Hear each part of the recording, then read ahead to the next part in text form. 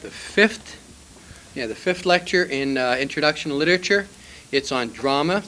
In order to follow it, you'll need this sheet of terminology which says drama, WIL 05 on it. This also goes along, of course, with the tape, which is also WIL 05. Now, drama comes out of the first term that we have there is, of course, drama, which is what it's all about today. A story told through dialogue and action by actors portraying the characters of the story. You can see how drama can be on film, drama can be on videotape, it can be live, and then taped. It can be, of course, theater, which is always live. This definition eliminates pantomime as a form of drama. It could still be seen as a form of theater, though, as with pageantry, which we'll get to in a little bit. Drama always has a lot of status to it, especially classical drama and the tragedy, which we're going to come to and define shortly. But for a thing which has so much status now, it had some pretty interesting beginnings, a lot less classy than it is looked at today. The drama comes out of the number 2 there, the religious ceremonies dedicated to the Greek god of wine, Dionysus, also later called Bacchus. And these ceremonies were really magical ceremonies. I mean, they're thought of as a religion, the celebration of the god, but there's a whole bunch of different gods, and the process, the ceremony of celebrating those gods really involves the practice of magic, ritual magic. And in ritual magic, the idea is, the overwhelming rule is, as above, so below. In other words, if you want things to happen, you have to find a deity who's in charge of all that. You have to get a whole lot of objects together which are associated with that particular deity. And then you have to carry out a ceremony of some sort that praises the deity and then asks for what it is you want. And then you need some sort of culminating experience, generally the sacrifice of an animal, and for the most part an orgy, because this is the god of wine. Naturally, when you go and celebrate the god of wine, what do? You drink as much wine as you possibly can. Now, the ceremonies go all the way back to Egypt and the cult of Isis and Osiris. And with a fertility religion, which was based on, of course, the seasons of the year. Had 4 major ceremonies, which come down to be the 4 major ceremonies in most paganism now, in most witchcraft. The god Osiris fights and is killed by a dragon or a serpent called Typhon. And his wife, Isis, goes and looks for his body, which has been cut up into 14 pieces, one for each day between the full moon, the new moon, and the full moon. And she finds all the pieces but one, so she substitutes something for that. And of course, the one piece that she can't find is the phallus, and so that becomes a religious symbol. So in the Egyptian mysteries, the first thing that happens is that the women come in with phallic symbols around their necks. They dance in. Then people are initiated into the mysteries, and they're required to undergo a series of trials, and having proved their worthiness, they're then initiated into the deeper mysteries, which is who the god is, what the secret powers of the god are, what the names by which the god can be summoned, and so on. And then generally at the end of that, of course, there's an orgy. Now, the Egyptian mysteries became, in Greek times, they became the Eleusinian mysteries. The Eleusinian mysteries, only women were allowed in the Eleusinian mysteries. There is a thing of somebody who showed up, a man who dressed as a woman to go to see them, and he was uncovered and killed, and then eaten. That was another thing. It was cannibalism. Was sometimes part of the ritual. The goat that was sacrificed was then devoured by everybody, and of course because this was a fertility religion, it goes all the way back to primitive forms of religion. In fact, religious drama or ritual probably goes back at least as far as the Neanderthal, back 15, 25,000 years ago. The caves, there's some pictures of them in the other room. The caves of Lascaux, where they have all the animals and so on going by. There are, even at Lascaux, places where if you look at the drawing, it looks like a distorted horse. But if you move 10 feet away and lie down and look up the way a novice or an initiate would have done, the deer is suddenly a photographic representation because of the way the wall curves and so on. Also, they found places where some of the earliest instruments, the bull roarer, which is a flat piece of wood on a string, and you whip it around and it makes a roaring sound. Those are found even among the Neanderthals. So this idea of a ceremony which connects the person with the god, in which everything in it is symbolic, goes back a long, long way. Again, when it gets up to the Greeks in particular, the religious ceremony begins to get more and more sophisticated. Initially, again, it had just been a ceremony of initiation, accompanied by a sacrifice of some kind, and generally by an orgy, because it is a fertility rite. Remember, this is magic, and in magic, what you do in the ceremony is supposed to influence the greater forces in the universe to bring about whatever end you want. So in other words, if you want fruitful crops and a big harvest, then you have to do something that manipulates and which symbolically represents the harvest you have, and so an orgy is the best thing to have. The Dionysian rites, which occur about the same time, again are directed towards Bacchus, so it's all revelry and parties. The whole religious ceremony is a big party. And as it says there, some of them were not very sophisticated in the way they were carried out. They were burlesque, really. It was sort of comedy initially, and there were a whole lot of people dressed up in goat costumes. The women came out acting like drunk men. The men in goat costumes ran around with phalluses, sticking one another with them and making funny jokes about them, and doing basic slapstick comedy like you would see in a real low-rent burlesque house in the 40s or 50s. And that was initially what theater was. It begins to get a little bit of decorum after a while, and the slapstick and so on sort of retreats into the background, and the story of the god is then gradually presented as part of the drama, and then eventually that becomes a little bit focused a little bit more on secular people and so on. But initially, we had the stories of the gods, or especially as representation of the gods' powers, and in order to get those across more fully, they're presented as a kind of a little play with some dialogue. Now there are the beginning part, before we even get to the chorus. If you look over at 26, wild, passionate, excited language with little coherence other than association that directs its improvisation. These dithyrambic chants. And I don't have the number on that. Which one is dithyrambic chant? C. Dithyrambic. Number 6 is C. Dithyrambic chants. These chants where people got there to worship Bacchus, they all got drunk, and then some of them would begin to make wild, passionate speeches about Bacchus and Dionysus. Now, you have to understand that they were drunk in a religious context. If they hadn't been as part of the ceremony, they would have just been seen as drunk. But the god of wine would take you over and possess you, which is essentially what you're trying to get here, a form of possession by the gods, if you drank the wine as part of the ceremony. So people weren't considered just drunk. They were considered to be actually possessed by Bacchus.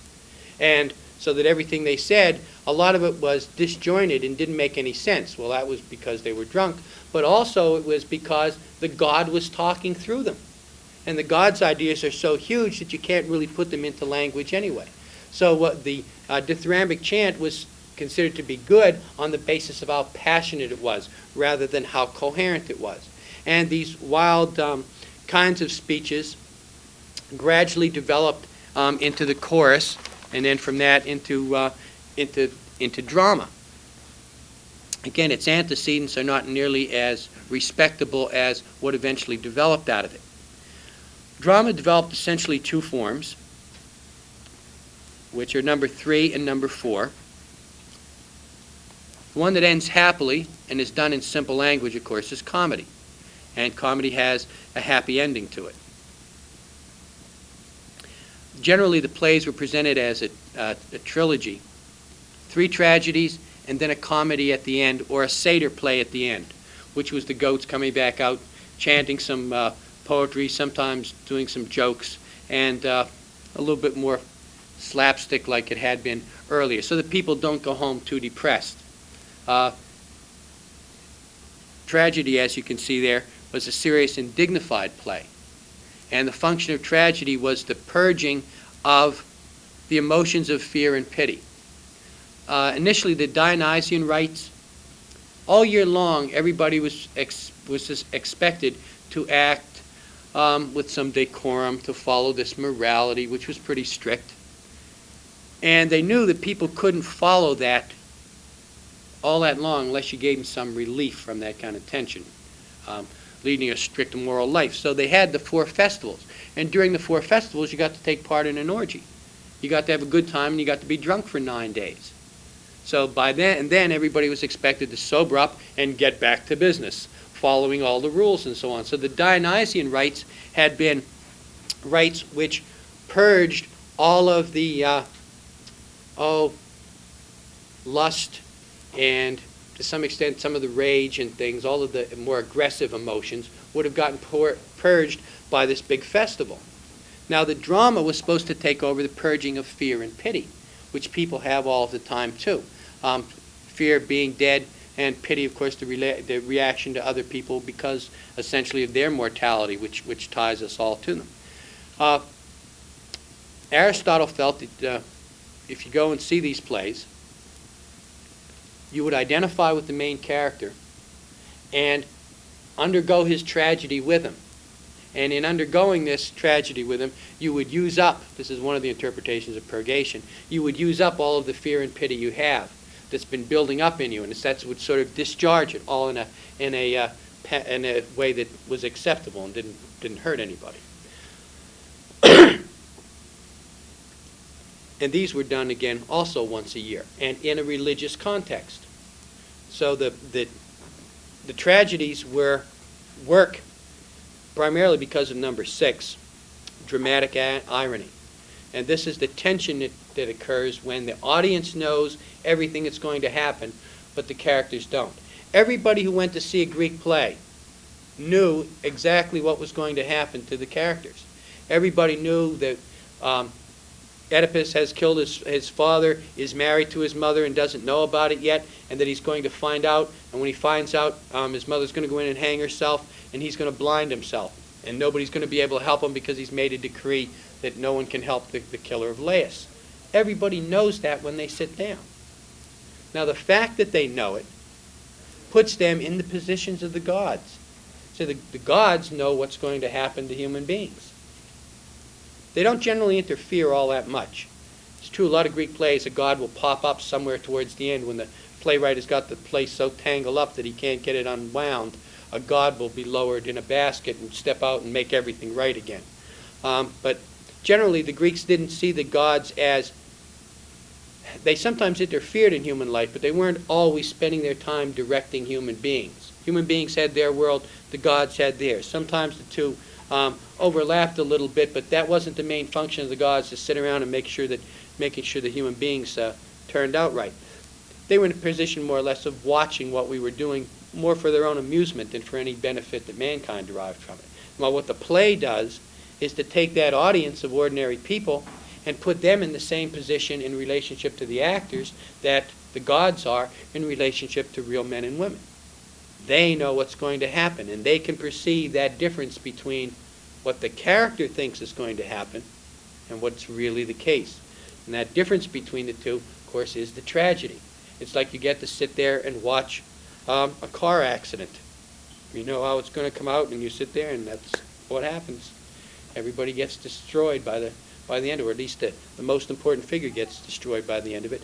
It's a sort of, I think it says there, an intellectual bullfight. At the bullfight, everybody knows that the bull is going to be killed.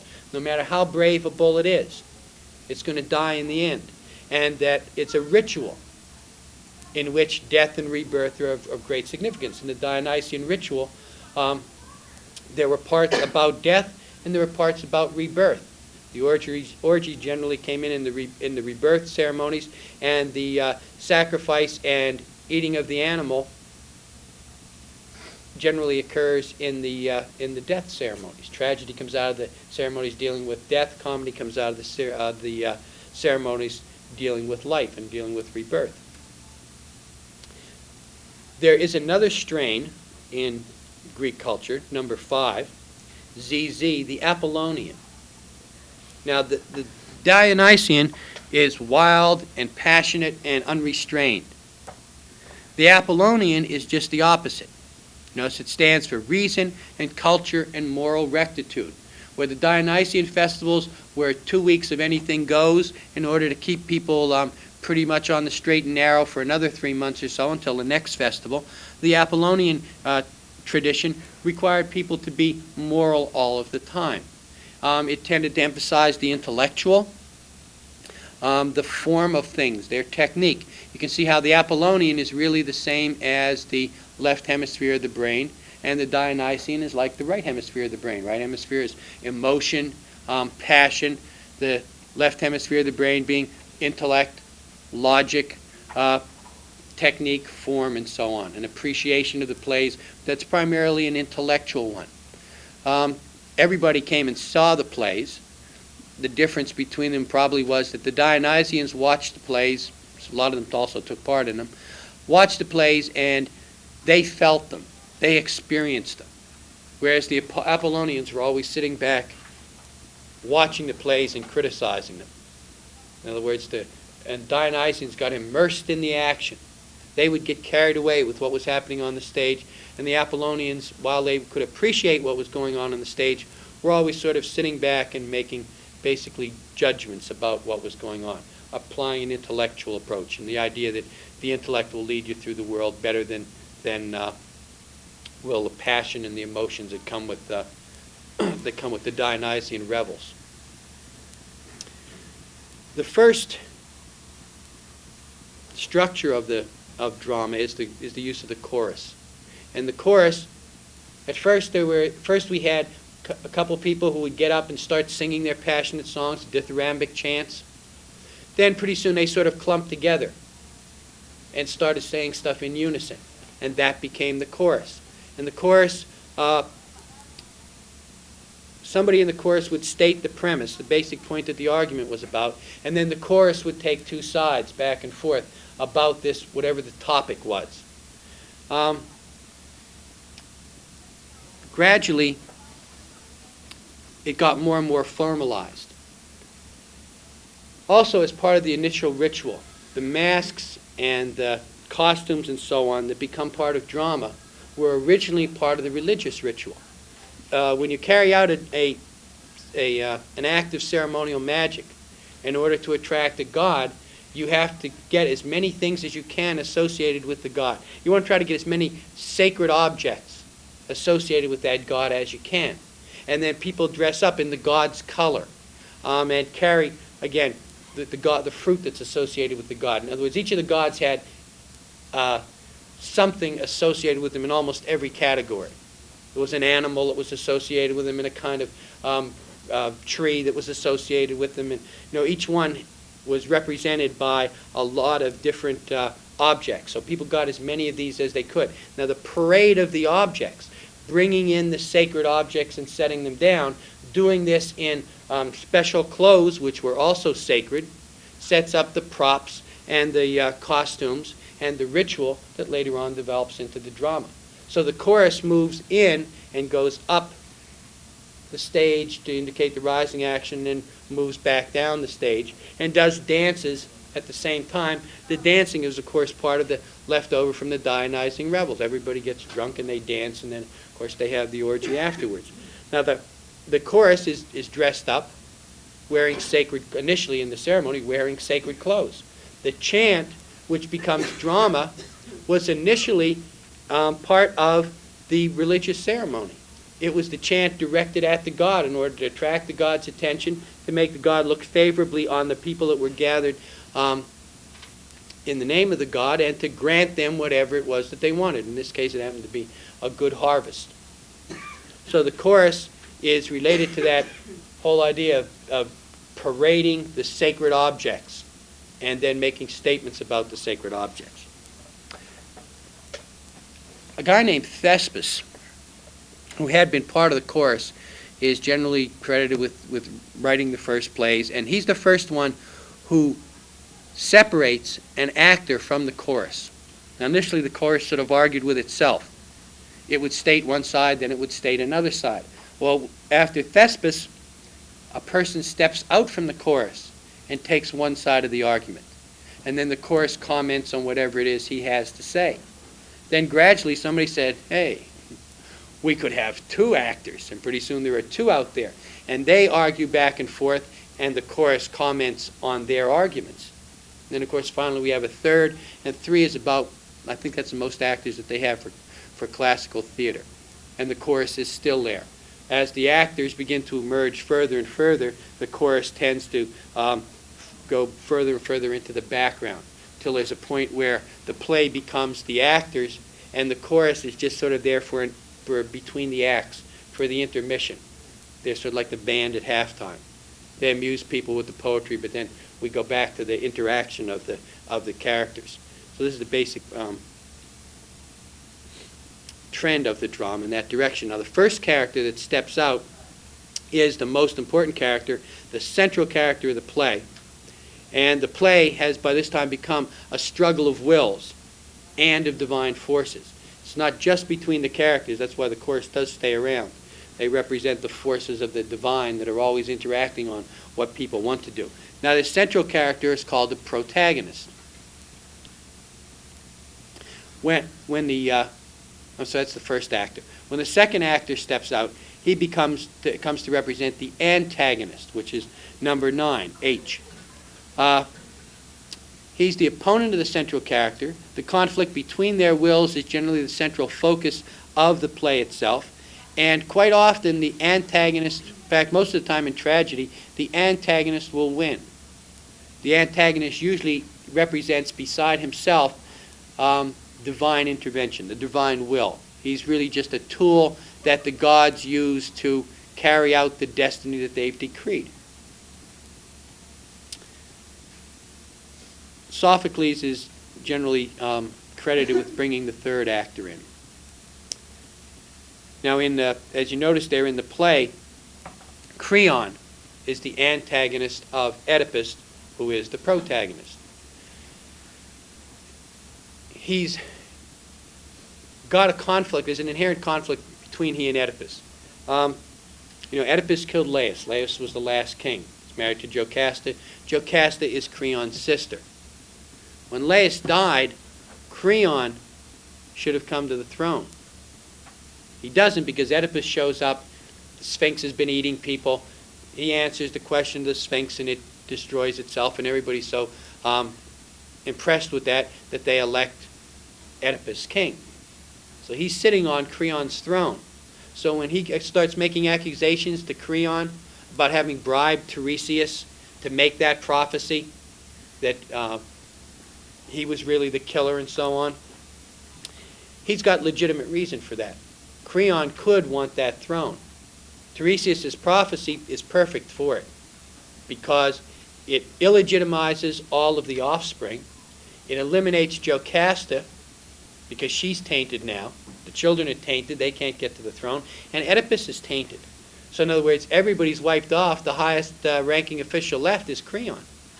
So you can see why Oedipus would be so suspicious about that prophecy. Why he doesn't just take the prophecy at face value and go, uh-oh, this is the one from before, and I'm in big trouble, and I should go and kill myself. He doesn't. He resists it because he thinks the prophecy may not be true. It may have been a put-up job by Creon in order to take the throne back from him. So that conflict that we have between the protagonist and antagonist is partly a battle of their wills, in this case, over the throne. But we find out that it works in a larger context. Creon eventually does get the throne. After Jocasta's hanged herself and Oedipus is blinded and banished, he's really the only one left. But Oedipus's two sons come back and try to take it, and they're killed in the 7 against Thebes. And then his two daughters, Antigone and Ismene, are killed by Creon. They're put to death because Antigone goes out and buries her brothers after the battle. And Creon has pronounced them as being tainted, and you weren't allowed to bury them. Well, burying the dead was a very important religious obligation to the Greeks. So what Creon was doing was putting her in a position where she either had to go against her religious duties to follow the state, and she wouldn't do that. She buries him, of course he puts her to death. But you can see in the second play, Creon is not such a nice guy. He's not the... When we see him, it looks like Oedipus is really just paranoid about him, but he really isn't. That conflict is a legitimate one, and it's there throughout the play. But again, it's really still only part of that destiny that the gods have decreed for Oedipus. Oedipus is, of course, tragic because he's an important person, and he's destroyed by things which he's really not responsible for. He acts heroically. In fact, it's his very heroic nature that gets him destroyed. If he didn't say, I'm going to find the killer no matter what, and you notice when he starts to get close to the truth, and everybody's realizing that, oh my God, this is really his wife and his mother, and he must have killed King Laius, even the servants are going, don't push this any further. Don't ask any more questions. We don't want to know about this. And of course, because Oedipus is a good character, because he is a hero, he sacrifices himself to find out that truth.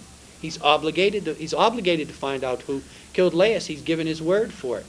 And so, now, if he weren't a heroic character, once he saw where everything was going, he could have just said, on the other hand, maybe it's not that we had the play because Laius was killed, or maybe it's somebody else.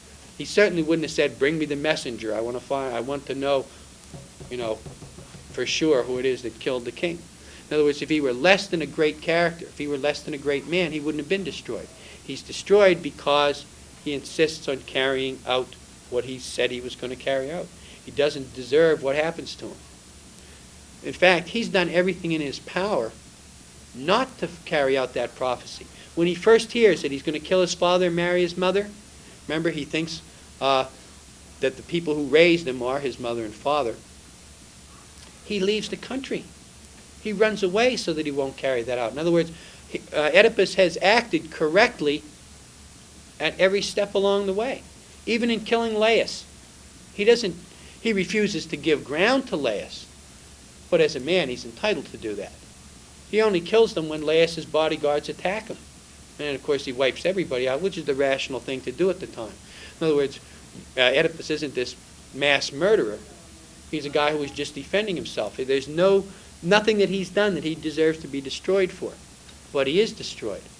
And of course, because we identify with him, we undergo his destruction with him, and that purges us supposedly of the emotions of fear and pity. Number 10 is W. Dialogue. And we normally think of dialogue as the third of the meanings that's given there. Any exchange between two or more characters. Anytime people are talking back and forth. Two minds talking over the same subject. It has to go back and forth. They have to be conversing with one another. The lines play off one another. That is different than number 11, L, the soliloquy. And in the soliloquy, the character is on stage by himself and either walks around thinking out loud so that people can get his thoughts, or sometimes steps out of character entirely and addresses the audience directly and talks about the elements of the play or about the background or about the decision that he has to make. The soliloquy, when we get up to the Middle Ages, the soliloquy is a lot like the stuff that would have been carried on by the chorus in earlier classical drama. The soliloquy now, if you look on, I guess on the soap operas, when they stop and they think, you notice that nobody in a soap opera can think and move at the same time. They all have to freeze if their mind is working at all. That's the equivalent of the old soliloquy. Now, another kind of dialogue a little bit sharper is Sticomythia, which is number 12. That's V. This differs from normal dialogue in a couple ways. First of all, it's usually an angry exchange back and forth of ideas. Secondly, the speech of each of the protagonist and the other character, generally the antagonist, parallels one another in its grammatical structure, or it will repeat words from the previous speaker. For example, on page 127 in the play, we have an example of that between Oedipus and Creon. What would you do then? Cast me out of the land? No, I desire your death, your banishment, that you may show forever forth what manner of a thing is envy. You speak as resolved not to yield or believe. No, for you do not persuade me that you are worthy of belief. No, for I do not find you sane, sane at least in my own interest. You should be so in mine also. Nay, you are false. But if you understand nothing, yet I must rule, not if you rule ill. Hear him, O Thebes. Thebes is for me also, not for you alone. You notice how these things are repeating each other. The belief in Creon's statement. You speak as though resolved not to yield or believe. The word believe is picked up then in Oedipus's statement. You are not worthy of belief. I do not find you sane. Creon says the word sane is picked up in Oedipus's statement. Sane at least in my own interest. And then, of course, over, yet I must rule in Oedipus's speech is picked up in Creon's, not if you rule ill. Hear him, O Thebes, in Oedipus's speech, paralleled in Creon's speech, Thebes is for me also. So that you have this angry exchange back and forth, and the way the language is set up will repeat the grammatical structure of the previous speaker, or will repeat words from the previous speaker. It goes back and forth sharply. It's a kind of dialogue brought to a sharper point. It's sort of the more poetic form of dialogue. Generally, the poetic speeches were more saved for soliloquies. This back and forth is when we're getting into the dialogue, and when it's sharp back and forth, it's Sticomythia. So you should be able to determine between examples of Sticomythian dialogue. That's one of the things that's on the test. Sometimes, number 13, Z, which is foil, sometimes we have a character who is similar to the protagonist in some ways and is used to bring out aspects of the protagonist's character that the playwright wants to emphasize. Now that can be done in two ways.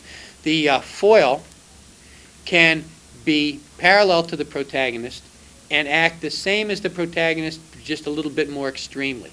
Or he can be, for example, the foil to a king in a play might also be a king. One king may be aggressive and self-confident and strong, and the other king in the play, the protagonist, may not be strong. So that we have that contrast as they're the same in many ways, but they're different in an important way that the playwright wants to emphasize and bring out.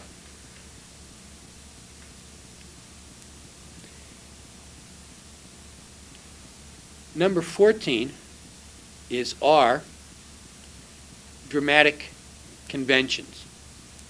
And the dramatic conventions are all of the things which you have to accept as real, which you know aren't real.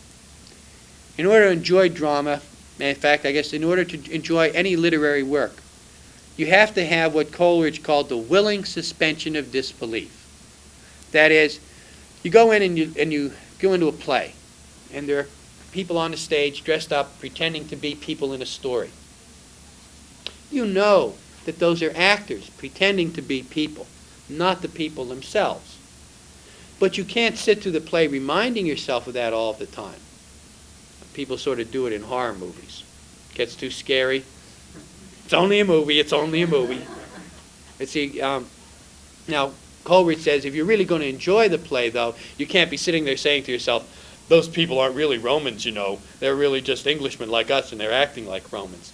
The play will fall apart. So you have to willingly suspend your tendency to disbelieve what's going on the stage. You have to intentionally accept stuff that you know not to be so. We know that the scene on the stage is still on the stage. It's not a real place. Somebody can come out and say, this is Athens, but even if they've got Greek houses and stuff painted on on the scenery and so on, we know it's not really Athens. You have to willingly suspend your disbelief in order to appreciate that.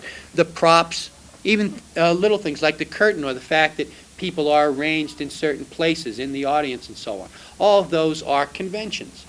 Those are expectations. You take those for granted, and you have to accept them as if they were real in order to enjoy the play. Now, the conventions of drama change very greatly over time. The original Greek theater, it's a circle, a flat circle. You can see how that carries over from the magical ceremonies. Whenever you conjure up a demon or any spirit in ceremonial magic, you draw two circles. One around yourself, generally with salt, or some other purifying agent, and then another circle that you conjure up the demon in, or you conjure up the god in.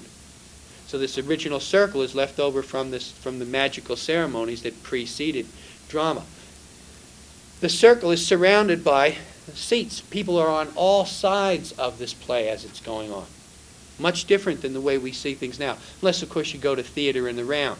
And even there, even in theater in the round, the actors are always turning so that you're getting a full-face view of them part of the time.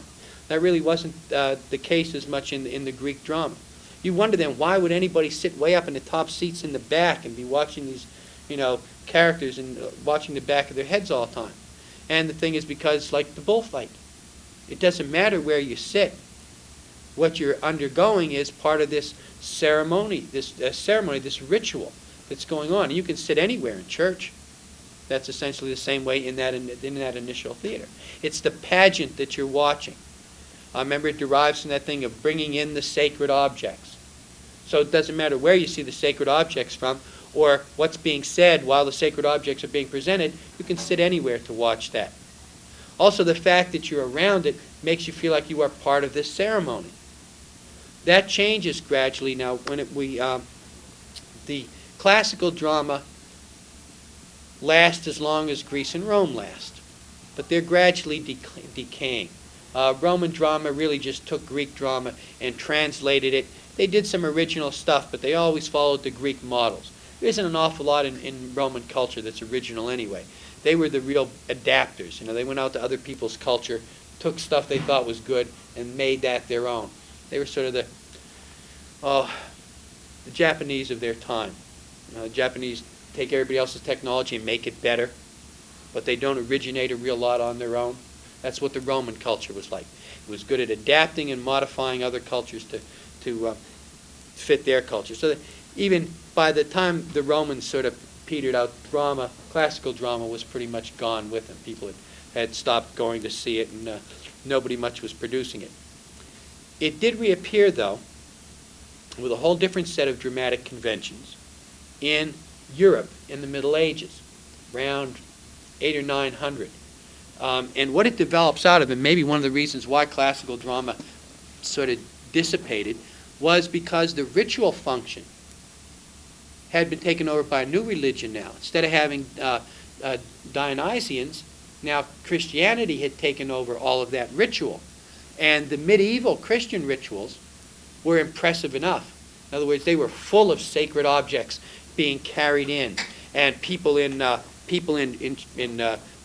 flashy costumes and ceremonial dress, which makes everybody feel like they're part of this big pageant that's going on, part of the big ceremony. So the medieval church had so much ceremony in it, a lot of the audience that had been satisfied by drama no longer needed drama. It was enough to go and be part of the ceremony, to take part of the experiencing of the god, which again had been the basis for the Dionysian rites before they became drama. Now, as the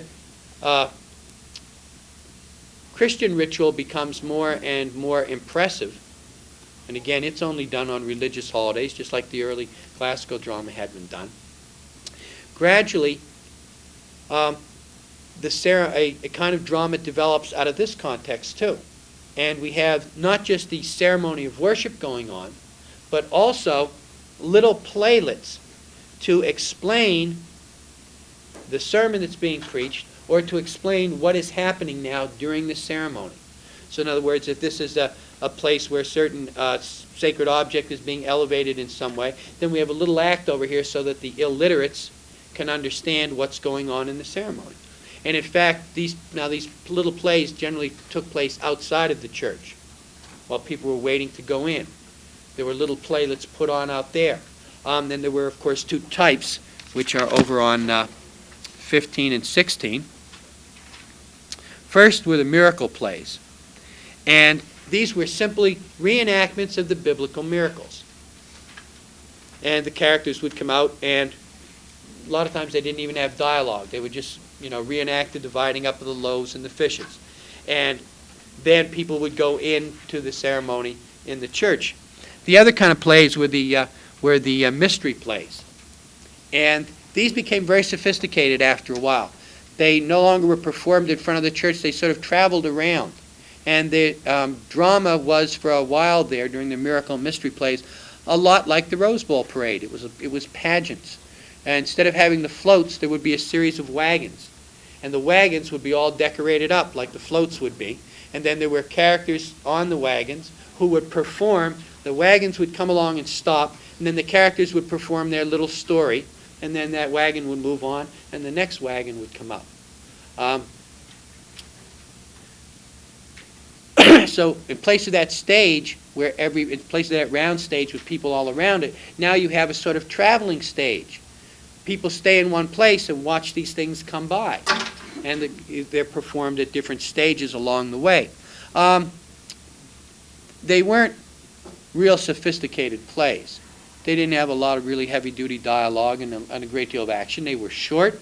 They were simple. They were really just sort of illustrations for a story that everybody already knew, just to remind them of what was going to go on in the ritual and why this whole big ceremony was being performed. They got bigger and bigger, though, and gradually they developed into a real drama. It's not classical drama. It's a European drama. It doesn't have the chorus. It's got a lot more emphasis on action than the Greek drama had. The Greek drama always carried out all the bloody scenes off stage. Somebody comes back in and tells us about the terrible things that have happened, but we don't get to see them. Now, because the medieval drama was really just acting out a story, there's a heavy emphasis on action.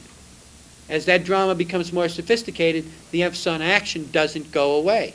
So the medieval drama tends to kill people on stage and to have people chasing one another and running around, and a lot of stuff that the Greeks would have thought was just silly.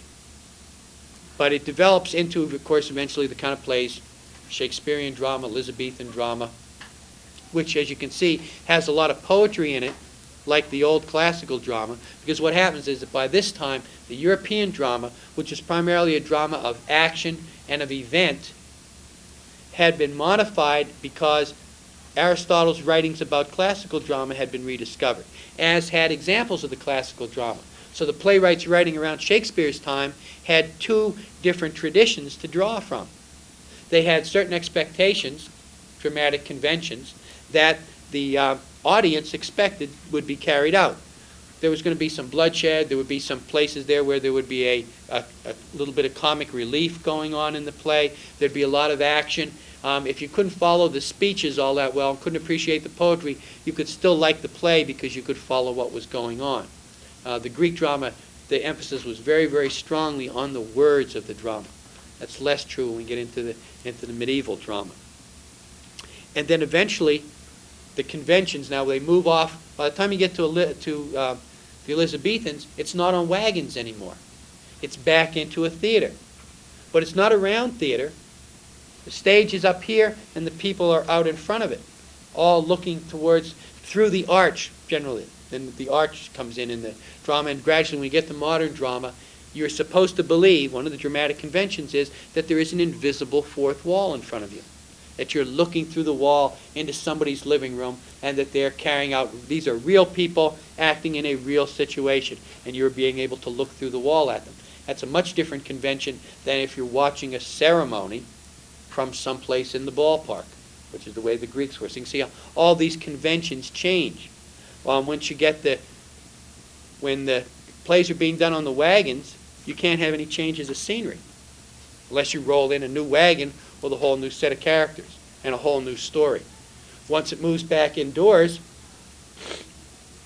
you can have scenery that comes down. By the time we get to Elizabethan drama, we have some pretty elaborate scenery, being changes of scene. Initially in the Greek play, the stage was bare. There were some props and stuff brought up, but there were no backdrops that let you know where it was you were supposed to be. All the backdrops in the medieval, in the mystery plays and the miracle plays were very elaborate, but they weren't changeable. You get changeable scenery by the time we get to the Elizabethans. And when you get to the modern theater, we also have elaborate changes in scenery. And then we move one step further with film. Film takes us back out again into the real world. And we can have a whole lot of changes the way, like the series of wagons came past. We can take people to a series of places. We can change the scene pretty much at will. Television drama, of course, is a lot like acted drama. But if it's on film or on tape, when you're going out on location, that broadens the nature of what you can do with drama now. It doesn't have to be as symbolic as it once did. The singular dramatic tradition of the warrior that existed in civilized Europe, that number 17, that's the drinking boast. That was sort of the one that I had mentioned, I think, back in poetry and also under the epic. That's the scop, the minstrel, the Meister singer, traveling around and acting out his poetry as it was read. Now, the fact that there's only one actor there, he's sort of like a one-man chorus, telling the story and commenting on the story at the same time. But in the warrior culture, that's still limited. Although sometimes there's probably some drama when one person was telling his story and somebody else was there, might sort of act it out with them. Then we're beginning to move into drama. Number 18 is dramatic structure. And dramatic structure comes out of classical times. And it's the idea that the play is really made up of 5 basic divisions. The first one introduces the characters and the setting and the action that went on before the play opens. Once that's finished with, we have the second stage, the rising action. The classical approach to dramatic structure is that the play is like the tying and then untying of a knot. The rising action is the tying of the knot. The conflict between the antagonist and the protagonist is joined. First we find out who the forces are, then the forces are brought into conflict. The knot is tied. Now we want to untie it again. We reach the point of climax. And at the point of climax, you can argue about where the point of climax is in a play. It should be the point at which the contention between the antagonist and protagonist is resolved. That doesn't mean all the action's over. It's the point at which things can't go backwards. In other words, you get to a certain point where after this, it's all downhill. It's not the point where the hero dies at the end. It's the point at which you know that he's doomed now. Once he does X, you know it's all over. For example, let's say we had a play about the Kennedy assassination. The climax of the play is after Kennedy's secretary calls him up and warns him not to go, and he decides to go. See, watching that play, we know he's going to be killed. The point in climax, the point where nothing can be changed, is once he makes that decision to go, we know he's going to be killed. So that's the climax of the action. From then on, it's just the untying of the knot. The initial part of the play, of course, would have introduced John Kennedy and Lyndon Johnson and H.L. Hunt and the CIA and all the other people who are accused of having killed him. Then those voices would be joined, and then when he decides to go, that's the climax. From then on, you can't go back. It's all fated to come to the end that it's going to come to. And of course, that third part of the play is called the falling action. And this leads sharply downward towards the end of the play. But once we determine through the catastrophe, but the climax is the point at which the the catastrophe becomes inevitable. And of course, it's the inevitability of things that makes tragedy what it is. The fact that it isn't going to turn out any other way than the terrible way we know that it's going to go.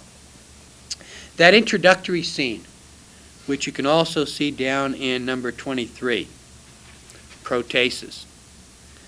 Notice that's just a fancy name for the introductory scene. I think you should have some of these fancier words because you can throw them around. They impress hell out of people. After all, if you're going to have an education, that's what it's for, to flaunt it. You read Hemingway, that's what all their education was, so that they could one-up everybody. So you should have a few of these terms to do it with.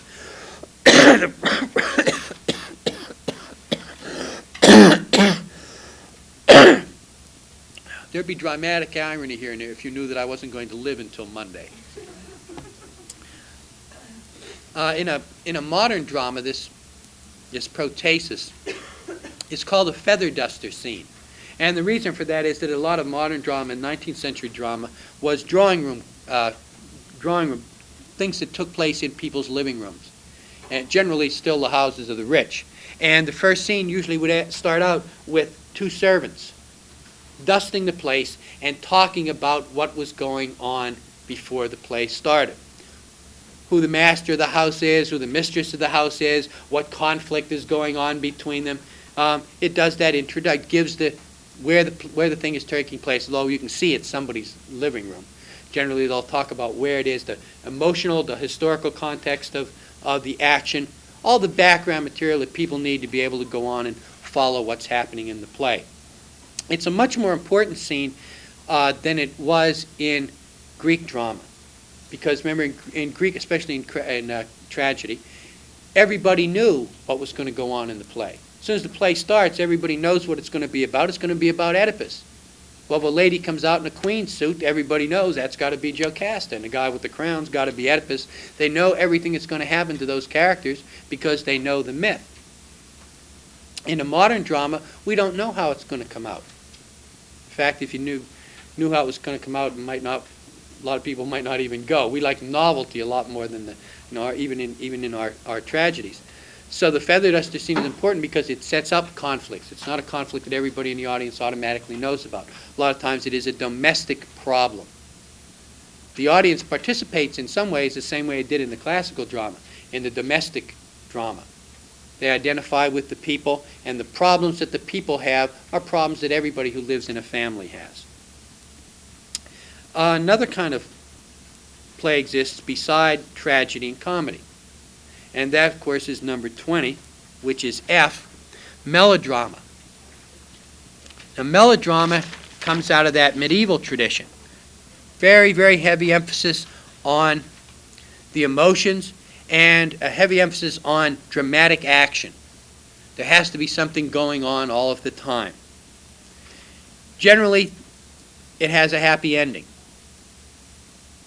And sometimes it's a little bit sentimental.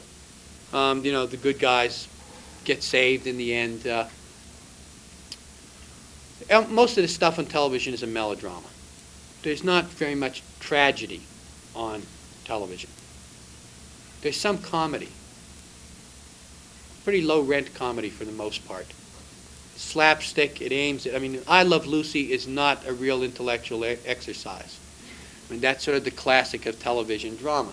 And most of it's like that. Some manages to rise above it and be good. It's not the situation as much. For example, Cheers.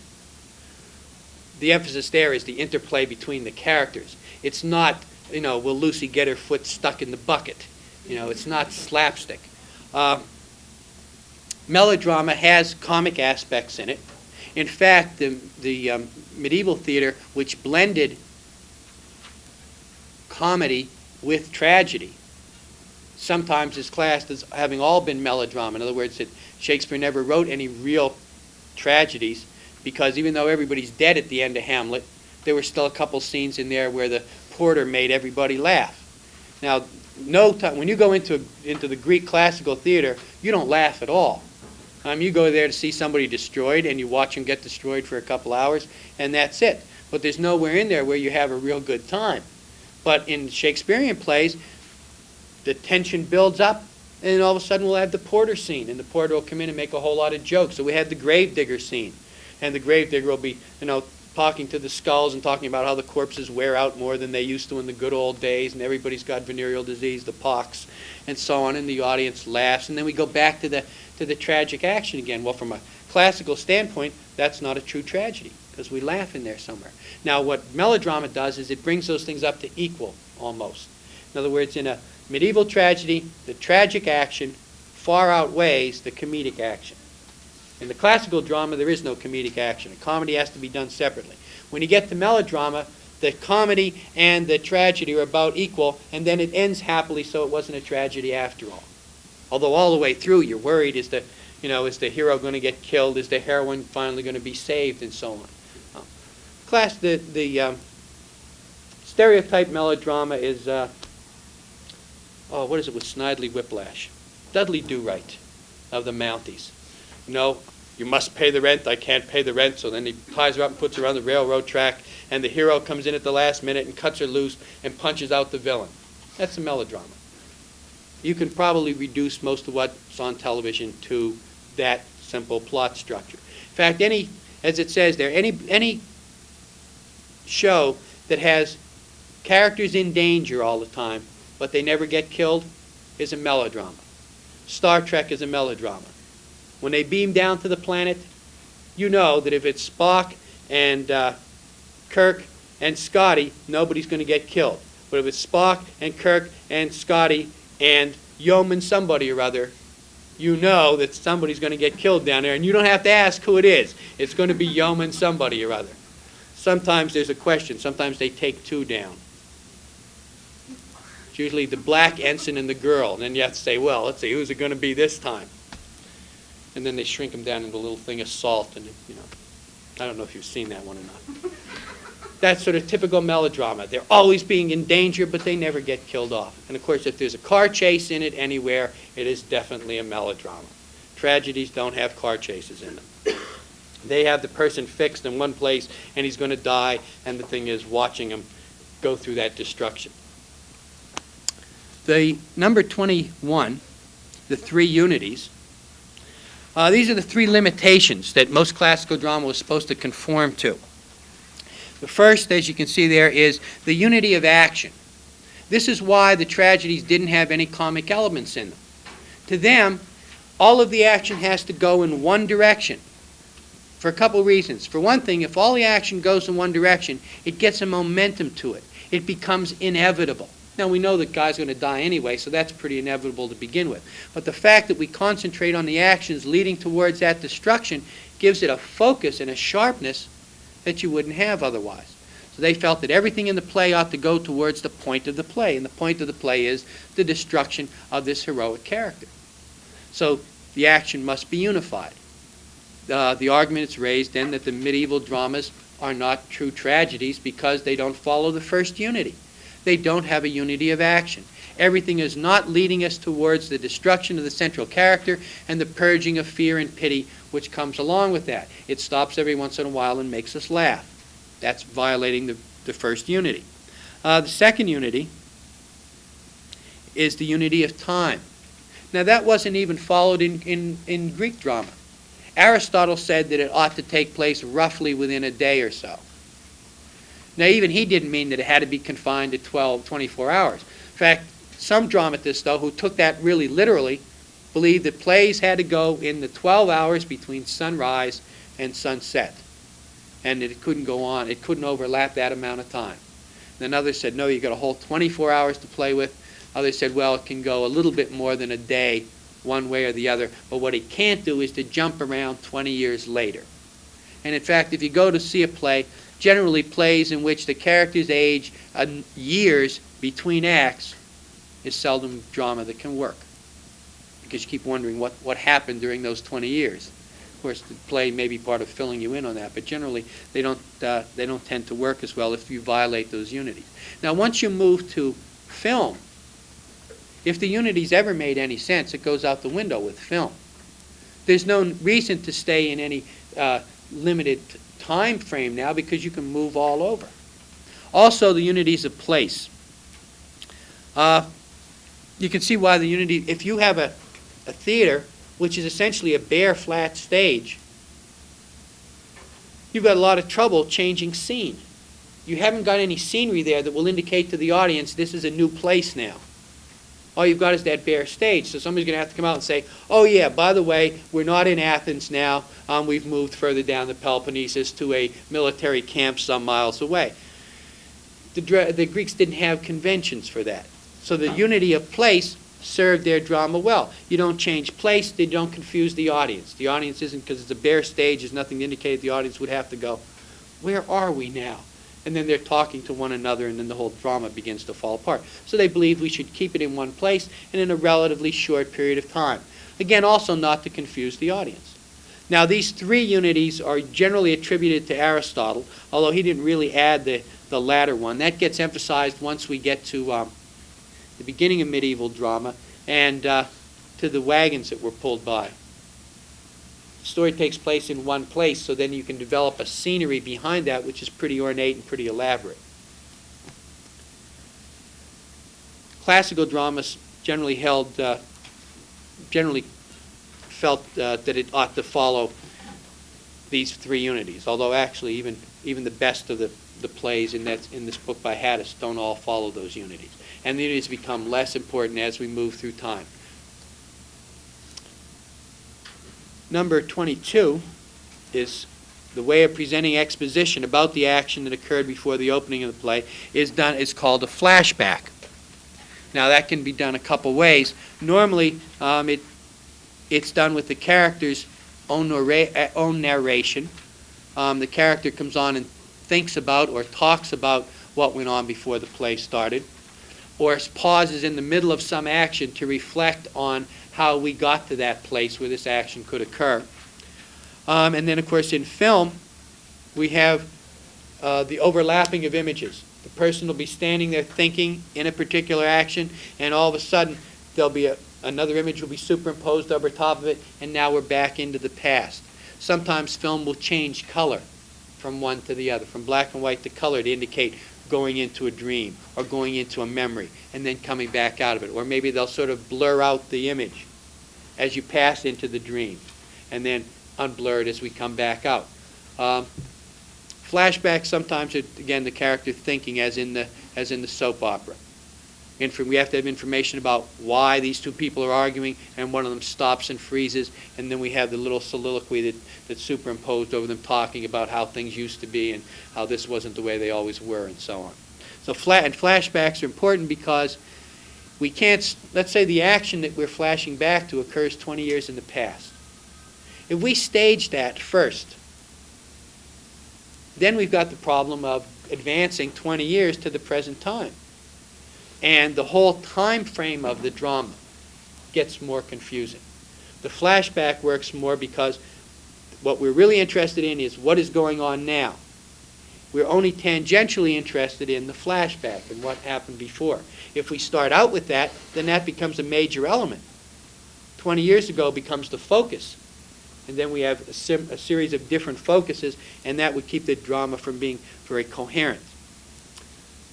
Number 24, we already had 23, that was protasis. 24 is epitasis, which is probably pronounced wrong. But if you don't have a classical education, you have a real tough time with Greek anyway. And this is just a fancy name for the rising action, which we saw above. Again, I always think I should have some of these classical terms. In case you meet somebody who's a classicist or neoclassicist and looks down on everybody who doesn't know any Greek, you can always say protasis and epitasis to him. And he'll probably tell you that they're being pronounced wrong, and then you'll have lost the whole point anyway. So I don't know. Besides, we needed something in there between 22 and 25. That's why they're in there. 25 is Freitag's pyramid, which is Y. And Gustav Freytag, in his Techniques of Drama, in, I don't know, is the date there? 1863. Looked at classical drama and said that you can graphically represent the way this drama works. And so he drew a pyramid, and going up the one side of the pyramid is the rising action, which is the exposition, that feather duster scene, the complication when the two forces come into conflict, the climax at the top of the pyramid, which again is that point at which the play is then determined. It can't go anywhere but downhill towards its conclusion after that. And then the other side of the pyramid, which is the falling action. And in that we have the reversal and then the catastrophe, the destruction of the main character. Now, Freytag believed that all the plays could be graphed in this way. Later on, Freytag's pyramid is adapted, and people start trying to apply it to the short story and to the novel. I don't think anybody ever tried to apply it to poetry. But in any case, it wasn't made for that. In fact, Freytag's pyramid doesn't fit anything except a couple classical plays. The reason it's important, though, is that it became an important critical idea. And you have later playwrights trying to set up their plays so they follow this pyramid and are perfect plays. In fact, the subject matter of their plays and the nature of the way the plot is developing maybe really only should have been done in 3 acts. But here they're stuck with a 5-act thing because Freytag said there ought to be 5 acts, or because there were 5 acts in the initial, 5 segments in the initial kind of drama. So when it says there that it bent a lot of good plays out of shape, that's what it means by that. A lot of playwrights, following this piece of criticism, thought that their plays were going to be attacked unless they had this same kind of classical action to them. And in fact, that wasn't always the best way to develop a particular idea, especially once you move out of the classical theater where everybody knows the basic plot of the story. Then that 5-part action may work, but when you move into a drama in which nobody knows what's going on until the play is actually performed, then of course that pyramid isn't going to work. The dithyrambic chant we already covered. So let me go over again what the answers were to these, and then tell you what I'd like you to do between now and the seminar. Number 1 was A, drama. Number 2 was B, Dionysian rites. Number 3 was E, comedy. Number 4 was D, tragedy. Number 5 was double Z, Apollonian. Number 6 was K, dramatic irony. Number 7, M, chorus. Number 8, G, protagonist. Number 9, H, antagonist. Number 10, W, dialogue. Number 11, L, soliloquy. Number 12, V, stichomythia. Number 13, Z, foil. Number 14, R, dramatic convention. Number 15, J, mystery plays. Number 16, I, miracle plays. Number 17, WW, drinking boast. Number 18, N, dramatic structure. Number 19, T, feather duster scene. Within 18, the first one is O, rising action. The second one is P, climax. And the third blank there is YY, falling action. We didn't have a YY, we had to write it in. Oh, I'm sorry. Write in YY, falling action. So that one's falling action. O, rising action. P, climax. Y, falling action. Number 19 is T, feather duster scene. Number 20, F, melodrama. Number 21, X, 3 unities. Number 12, Q, flashback. 23, S, protasis. 14, 24, epitasis. 25, Y, Freytag's pyramid.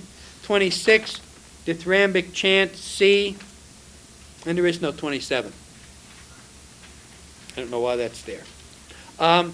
Between now and the seminar, see if you can apply Freytag's pyramid to Oedipus Rex. What would you identify as the climax point in the play? And then from there you can work back to what's the rising action and what's the falling action. I expect we'll have some different ideas on that because there are 2 or 3 places where you could say this is the point where the play can't change its direction anymore. Anybody have any questions or comments on the terms or on the drama?